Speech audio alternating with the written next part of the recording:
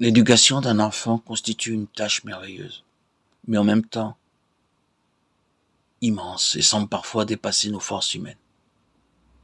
Comment lui montrer le chemin, l'éveiller à la source de la vie? Comment manifester la tendresse en restant ferme sur certaines choses? Comment voir clair dans un monde où peu de repères subsistent et pour lequel l'héritage chrétien apparaît comme un obstacle plutôt qu'un soutien? En même temps, comment ne pas venir à vouloir éduquer nos enfants dans un cocon bien à l'abri de toute la culture ambiante, en essayant de les préserver de tout ce qui nous semble contraire à nos valeurs? Comment ne pas faire autrement? Tant que les enfants sont petits, disons jusqu'aux alentours de 10-12 ans, la famille fonctionne d'un seul bloc. La troupe entière suit papa et maman, sans trop poser de questions, du moment que chacun reçoit tout ce qui est nécessaire à ses besoins et à son équilibre. C'est le temps du jeu, de la découverte, où l'on vit très proches les uns des autres, où la tendresse se dit de façon très simple et spontanée. Puis arrive le moment de l'adolescence, avec son lot de transformations, ses remises en cause de tout, ses revendications et ses désirs de plus en plus grands avec l'âge d'une prise d'autonomie. Cela dure, et pour peu que nous ayons un enfant qui commence à en sortir, un autre en plein milieu et un qui commence sa crise, l'atmosphère s'échauffe, des orages éclatent. Comment tenir alors notre rôle de parent?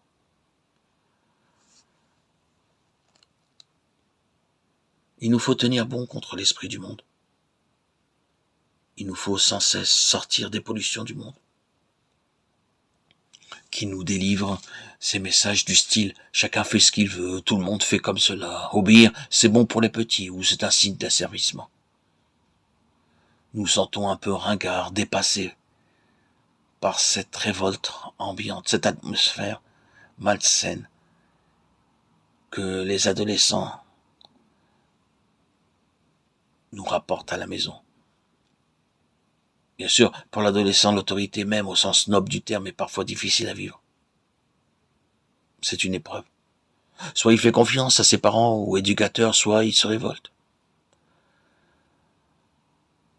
Et nous savons aujourd'hui, 40 ans après le « il interdit d'interdire », tous les ravages auxquels ont conduit de tels slogans. L'adolescent a besoin, pour se construire, de confrontation, même s'il ne le reconnaît pas sur le moment. Ses parents, eux, le savent. Il a besoin d'être mis devant des limites. Sans cela, comment pourrait-il, dans sa vie d'adulte, accepter ses propres limites et toutes celles que vont lui imposer son travail, les institutions, les lois?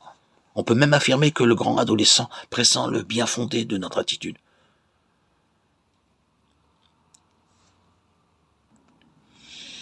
Nous aussi, adultes, avons parfois du mal à recevoir l'éducation de Dieu. Nous nous révoltons face à tel événement, telle souffrance insupportable ou telle limite que nous portons comme une écharde dans notre chair. Cette attitude n'est pas gênante dans la mesure où nous n'en faisons pas un blocage et où nous permettons le travail de la grâce.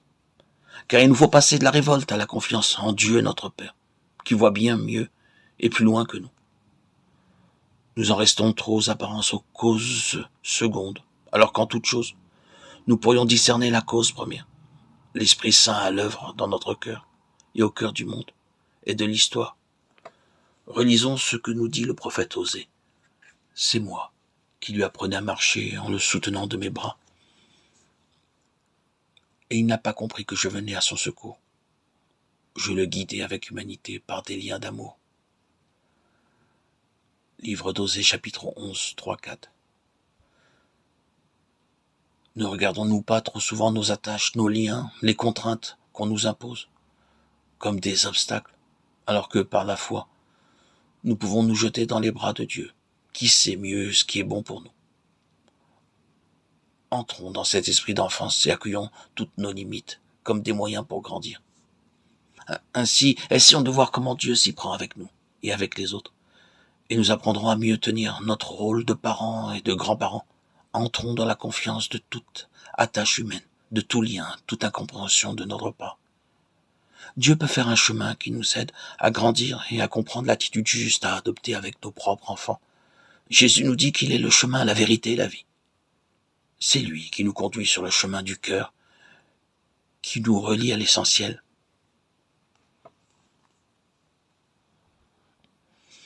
Pour que notre vie de famille ou de communauté, de travail, de loisirs soit tout entière à la suite de Jésus. Il n'existe qu'une solution, prônée par tous les amis de Dieu et sans cesse répétée. Donnez chaque jour du temps à la prière. Donnez chaque jour du temps à la prière. Ce n'est pas une option et cela ne dépend pas de notre état de vie.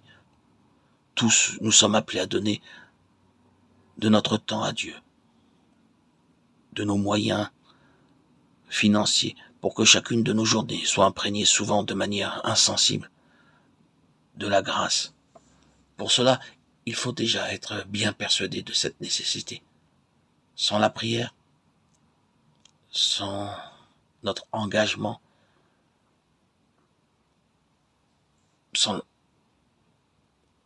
on ne pourra porter les fruits attendus. Notre cœur risque de se dessécher ou de se renfermer dans le pessimisme ambiant et sa culture de mort. Et nous ne serons jamais assez brûlants et joyeux pour témoigner de la confiance en Dieu qui nous invite. Cette confiance ne se trouve pas en nous naturellement. Elle est un don gratuit. Il nous faut donc aller la prendre là où elle se trouve dans le cœur de Dieu.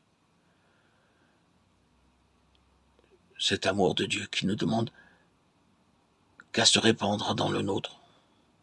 Et pour cela, il nous faut prier, demander, supplier, jusqu'à faire jaillir de nous ce cri d'impuissance et ce désir de recevoir de Dieu.